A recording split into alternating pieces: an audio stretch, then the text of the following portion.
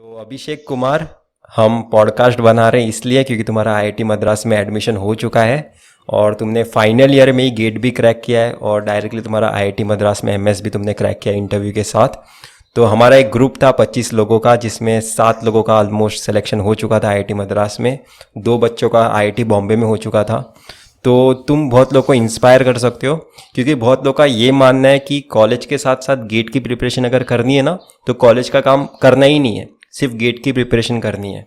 और तुम्हारा interview experience काफ़ी अलग है, कॉलेज में जो प्रोजेक्ट्स होते हैं उसका इम्पोर्टेंस कितना होता है वो भी तुम बता सकते हो। तो तुम मुझे बताओ कि तुमने गेट के बारे में कब सोचा था, और जब तुमने सोचा तो तुम गेट के लिए कितना टाइम देते थे, तुम बाकी सारे एक्टिविटीज़ में कितने इन्वॉल्व थे, और उसका तुम्हें हेल्प कितना मिला इंटरव्यू में। तो सर, एक्चुअली स्टार्टिंग हुई थी जब मैं फर्स्ट ईयर में था।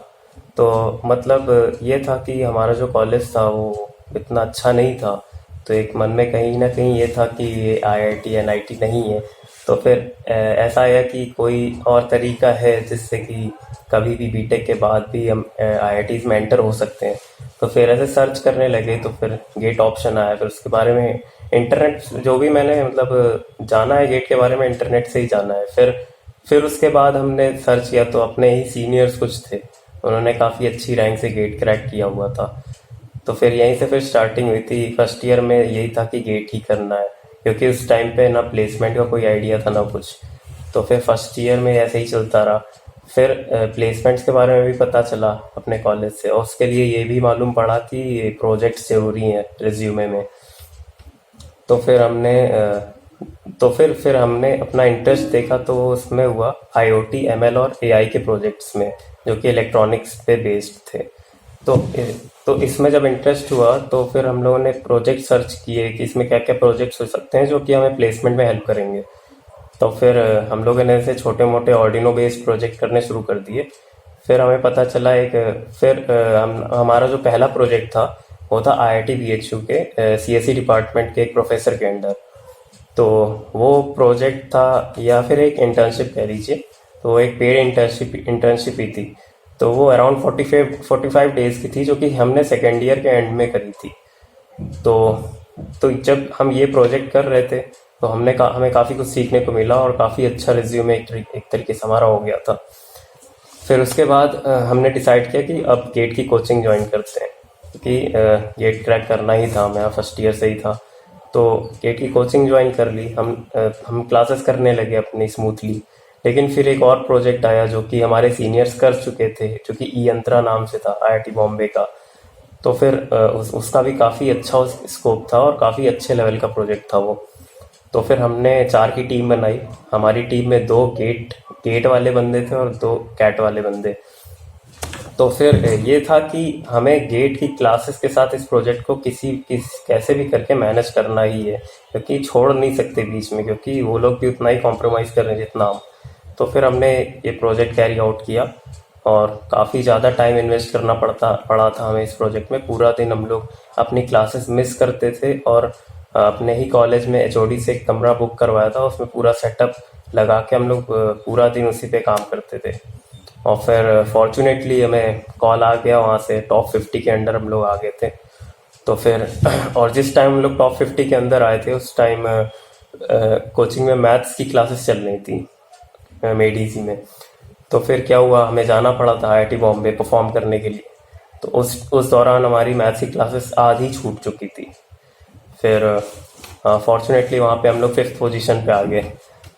तो फिर यही था, खुशी भी थी गम भी था, क्योंकि क्लासेस भी छूट चुकी थी एक बार एक तरफ, और जीत भी चुके थे यहाँ पे। फिर वापस आए। फिर जल्दी जल्दी कैचअप करने के लिए हमने फ्रेंड्स के नोट्स की हेल्प ली, जो हमारे साथ कर रहे थे कोचिंग। उनकी उसके नोट से जितना कवर्स कर सकते थे उतना किया, इतना कि क्वेश्चन सॉल्व हो जाए उस टॉपिक के। और बाकी सब्जेक्ट्स भी सही चल रहे थे, बस प्रैक्टिस उतनी नहीं हो पाई थी, क्योंकि हमने 2 प्रोजेक्ट्स कर लिए थे गेट की कोचिंग के साथ ही। उसका इम्पोर्टेंस अभी तो नहीं पता चल रहा था, लेकिन हमें प्रोजेक्ट करने में अच्छा लगा। इम्पोर्टेंस तब नहीं पता चल रहा था, लेकिन फिर जब गेट एग्ज़ाम दिया, नंबर उतने ही आए थे जितने टेस्ट सीरीज में आते थे। जितनी कोशिश करी थी, अपना बेस्ट दिया था, उतने ही नंबर आए। फिर उस नंबर पे जो गेट स्कोर बना था तो वो 620 था। ऐसा कुछ उम्मीद तो नहीं लग रही थी कि एमटेक प्रोग्राम में होगा। तो फिर हम ऐसे ही सर्च करने लगे, तो ये पता चला कि एमटेक के अलावा भी होता है एमटेक आरए और एमएस रिसर्च का। तो फिर मैंने टॉप आईआईटीज में अपने इस गेट स्कोर के साथ अप्लाई कर दिया। मतलब ये नहीं पता था कि होगा कि नहीं होगा, बस मैंने अप्लाई कर दिया और गेट 2020 के लिए पढ़ने लगा। तो बस यही था। जब मैं ये पढ़ रहा था तो फिर आपने अपनी क्लासेस शुरू कर दी थी उसी टाइम। तो फिर मैंने वो ज्वाइन कर ली और फिर उसी के लिए फिर आपने उसी के जस्ट बाद इंटरव्यू गाइडेंस प्रोग्राम भी स्टार्ट कर दिया था, तो मैंने वो ज्वाइन कर लिया। फिर उसमें हमारा ग्रुप था, उसमें काफ़ी अच्छे क्वेश्चंस और कॉन्सेप्ट्स हम लोग डिस्कस करते थे। तो झगड़ा होता काफ़ी था। झगड़ा भी काफ़ी होता सारे था। काफ़ी सारे कॉन्सेप्ट्स मतलब ऐसे ही क्लियर हुए थे डिस्कशन से ही, जो कि गेट की स्टडी के दौरान नहीं क्लियर हुए थे। तो फिर हमें मतलब इंटरव्यू से कॉल आ गई थी। मतलब इंटरव्यू के लिए पहले तो कॉल आई थी मद्रास से, क्योंकि हमने बॉम्बे और दिल्ली में भी किया था, लेकिन उसमें कुछ सीजीपीए का क्राइटेरिया था और कुछ गेट स्कोर हाई रख दिया था इस बार, तो उसमें नहीं हुआ था। तो पहले तो मद्रास से कॉल आई। फिर क्योंकि कोविड चल रहा था तो उन्होंने रिटन तो नहीं लिया, लेकिन इंटरव्यू रखा था उन्होंने अच्छा वाला। तो फिर इंटरव्यू दिया उसका और फॉर्चुनेटली उसमें हो गया था। हम्म। और ये भी बताओ कि बाकी लोगों के इंटरव्यूज कितने ड्यूरेशन तक चल रहे थे और तुम्हारे इंटरव्यूज कितने ड्यूरेशन तक चला, उसके बाद मैं एक्सप्लेन करता हूँ लोगों को कि ऐसा क्यों हुआ है। सर एक्चुअली क्या था कि इंटरव्यू का दिन था उस टाइम। तो मतलब मेरे से पहले मतलब ऐसा था कि उन्होंने स्लॉट बुक किया हुआ था, लाइक 9 to 12 मेरा इंटरव्यू उसी स्लॉट में होना है।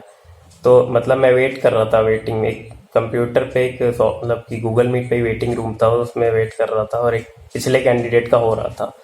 तो फिर उसका काफ़ी देर चला, मैं काफ़ी देर वेट करता रहा। फिर मेरी बारी आई, तो मुझे लगा काफ़ी मतलब ड्यूरेशन तक चल रहा है, प्रिपेयर होना, मेंटली प्रिपेयर हो गया मैं एकदम मतलब। फिर इंटरव्यू शुरू हुआ तो फिर मुझसे स्टार्टिंग की एकदम कोर क्वेश्चंस थे ईडीसी के, मतलब बैंड कैप और band bending due to electric field और इन सब से पूछते गए। और फिर जब इंटरव्यू ख़त्म हुआ तो मैंने टाइम देखा तो सिर्फ 7 मिनट हुए थे, 7 मिनट्स। और बाकियों से जब मैंने पूछा अपने फेलो फ्रेंड से, उनका 40 to 45 मिनट्स तक चला।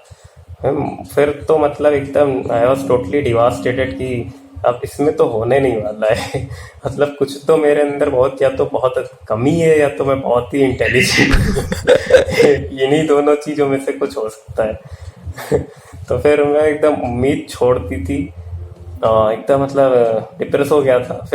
फिर उसके बाद एक्चुअली आईआईटी बॉम्बे से कॉल आ गया था, क्योंकि उन्होंने एक दिन के लिए कट ऑफ लो कर दी थी। तो फिर मैंने थोड़ी एनर्जी आई कि चलो अब इसमें पूरी एनर्जी लगा देते हैं, क्योंकि देना है। फिर उसके लिए मैं पढ़ने लगा। फिर अगले दिन क्या हुआ, उन्होंने कट ऑफ बढ़ा दी तो और ज़्यादा डिप्रेशन। तो फिर यही हुआ। फिर थोड़ा संभाला, फिर स्टार्ट कर दी थी मैंने गेट 2021 की प्रिपरेशन। मैं नेटवर्क पढ़ने लगा था, सिग्नल पढ़ने लगा था, ऐसा मतलब तैयारी कर दी थी मैंने। फिर अचानक से रात को मतलब मेल आया होगा, तो मैंने मेल नहीं देखी थी, एक लड़के का मैसेज आया, कांग्रेट्स भाई। तो मैंने पूछा क्यों, क्या हुआ तो वह भाई लिस्ट देख तो मैंने जल्दी मेल डाउनलोड करके लिस्ट देखी, तो उसमें नाम आ गया था। फिर बताया मैंने सबको, तो यही हुआ था। तो मैं बताना चाहता हूँ सभी को कि ये ऐसा हुआ है क्योंकि आईआईटी मद्रास एसओपी भी मांगता है, राइट, स्टेटमेंट ऑफ पर्पस कि आप आना क्यों चाहते हो। तो स्टेटमेंट ऑफ पर्पस में अभिषेक ने सारे पॉइंट्स उसके मेंशन किए थे। उसने जो भी इंटर्नशिप करी थी, इंटर्नशिप मतलब नॉन कोर वाली नहीं, उसने प्रोजेक्ट किया था इलेक्ट्रॉनिक्स बैकग्राउंड में, तो वो सारी चीज़ें वो बहुत ज़्यादा सीरियसली लेते हैं, इसलिए वो मांग रहे हैं। तो उन्होंने वो पहले से पढ़ा होगा, उसके बाद उन्हें सिर्फ चेक किया होगा उन्होंने 7 मिनट में कि आपने वो सारी चीज़ें एक्चुअल में करी है या फिर आपको थोड़ा बहुत नॉलेज है कि नहीं बेसिक्स के बारे में। वो पहले से इम्प्रेस थे तुम्हारे रिलेटेड, उन्होंने पहले से अपना एक माइंड बना लिया था, क्योंकि फाइनली एमएस में क्या करना है, रिसर्च ही करनी है, प्रोजेक्ट ही करना है, मैक्सिमम टाइम अपना प्रोजेक्ट में ही डालते हैं। तो तुमने अगर 2 प्रोजेक्ट अच्छे किए हुए हैं बीटेक में ही, तो तुम्हारा सिलेक्शन का चांस बहुत ही ज़्यादा है। बाकी किसी का कितना भी रैंक आने दो, तुम्हारा सबसे ज़्यादा ही चांस है, क्योंकि तुमने पहले ही प्रूव कर दिया उन्हें जो उन्हें चाहिए वही। तो इसलिए तुम्हारा सिलेक्शन बहुत आसानी से हो गया है। तो तुम क्या रिकमेंड करोगे लोगों को कि अगर लास्ट में जब भी 1000 के पास आता है लोगों का रैंक, 1000 के आसपास, 1600 वाले का भी हुआ है, चेतना का भी हुआ है, मुझे पता है आईआईटी मद्रास में एनालॉग के लिए, तो तुम क्या रिकमेंड करोगे कि लास्ट तक होप हारनी चाहिए या फिर इंटरव्यू की प्रिपरेशन में तुरंत लग जाने चाहिए? फरवरी के बाद से कितना बेनिफिट मिलेगा? हाँ सर, अगर मतलब आपकी रैंक अगर अराउंड 1000 ऊपर है और आपने मन बना लिया है आपको अपना साल वेस्ट नहीं करना है, वैसे आपके पास हमेशा से ही ऑप्शन बी है कि आपके पास गेट 2021 देने का चांस है अभी। लेकिन वो कहते हैं ना कि if you have a plan B you can never truly focus on plan ए।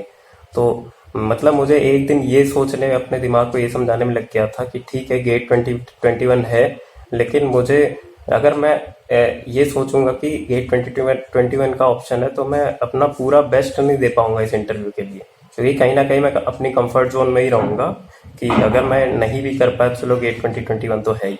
फिर मैंने ये अपने दिमाग से हटाया बिल्कुल भी, और पूरा मतलब फोकस इस पे सिर्फ इंटरव्यू की स्टडीज़ के लिए किया कि एक्चुअली मैं किस चीज़ को टारगेट कर रहा हूँ, जो भी स्ट्रीम है मेरी उसमें क्या क्या चीज़ें ऐसी हैं जो कि एकदम कोर बेसिक्स हैं, मैंने उस पर फोकस किया। मतलब मैंने कभी सोचा भी नहीं था मैं बेंजी स्ट्रीट मैन, जो कि बुक मैंने कभी बीटेक में खोल के नहीं देखी, उसके पीछे के अनसॉल्व्ड क्वेश्चन सारे चैप्टर्स के सॉल्व करूँगा। किसी तरह मैंने किए डिस्कस करके अपने मतलब जो भी कलीग्स थे, दोस्त थे, तो उनसे भी डिस्कस किया, सब कुछ साथ में सॉल्व किया, तो काफ़ी चीज़ें क्लियर हुई मेरी जो कि पहले नहीं क्लियर हुई थी। और आपके लेक्चर्स जो आपने प्रिपेयर किए थे तो वो भी काफ़ी ज़्यादा कॉन्सेप्चुअल थे। एनालॉग में काफ़ी चीज़ें मेरी क्लियर हुई थी जो कि मुझे पहले नहीं क्लियर थी। और प्लस मैंने एनपीटीएल के भी लेक्चर्स फॉलो किए थे, आईएससी के ईडीसी वाले, प्लस हाँ यही सब था। वही एनपीटीएल तो सबसे ऊपर है, पर एनपीटीएल एमआईटी के कोर्स लोग इग्नोर कर देते हैं। एनपीटीएल में सब कुछ है।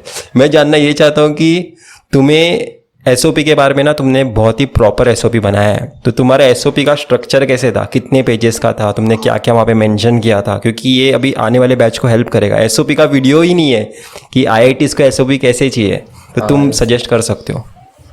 सर एसओपी बेसिकली उन्होंने कुछ ऐसा मेंशन नहीं किया था कि आपको क्या लिखना है, तो मतलब मैंने सर्च किया पहले कि एसओपी होता क्या है, स्टेटमेंट ऑफ पर्पस, तो उसमें ये पता चला कि आपको वो पॉइंट मेंशन करने हैं कि उसमें ये मतलब कंफर्म हो जाए कि आप ये एमएस क्यों करना चाहते हैं। मतलब आपके पास हमेशा से जॉब का ऑप्शन है, लेकिन आप फिर भी एमएस क्यों करना चाह रहे हैं। और तो उसमें बेसिकली ये मेंशन करना होता है कि आपका रिसर्च इंटरेस्ट, आपका जो भी इंटरेस्ट है वो रिसर्च में जाता है as compare to job, plus आप उसको जस्टिफाई करने के लिए अपने प्रोजेक्ट्स मेंशन करेंगे। तो मैंने एक पैराग्राफ तो पहले यही लिखा कि मैं क्यों आना चाहता हूँ, और क्योंकि यहाँ पे जो आपका इंस्टीट्यूट है वहाँ पे ये XYZ लैब जो है वो state of the art facilities देती है, जिससे मैं अपने रिसर्च इंटरेस्ट को अचीव कर पाऊँगा। प्लस उसे जस्टिफाई करते हुए मैंने 2 पैराग्राफ और जोड़े अपने प्रोजेक्ट्स के लिए, उसे डिस्क्राइब किया और उससे क्या क्या मैंने लर्निंग सीखी उन्हें डिस्क्राइब किया। बस यही था मेन, मतलब एक ही पेज में पूरा था। तो मुझे लगता है कि एसओपी का मतलब ये है कि तुम आना क्यों चाहते हो, उससे भी ज़्यादा इम्पोर्टेंट है कि उन्हें क्या बेनिफिट मिलेगा तुमसे। या मतलब आप जस्टिफाई करिए, आप आना चाह रहे हैं ठीक है, लेकिन क्यों?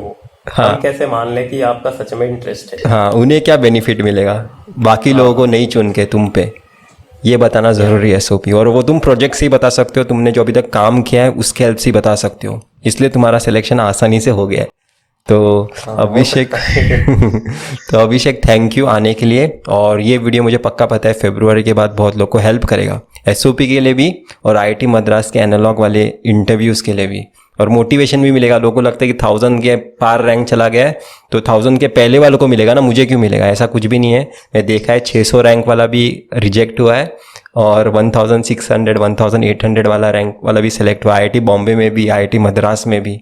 तो वहाँ पे आपका वर्क मैटर करता है, आपने गेट एग्जाम के बाद कितना लेके आए हो। रैंक एलिजिबिलिटी क्राइटेरिया पार करने के बाद वो सारी चीज़ें मैटर नहीं करती हैं।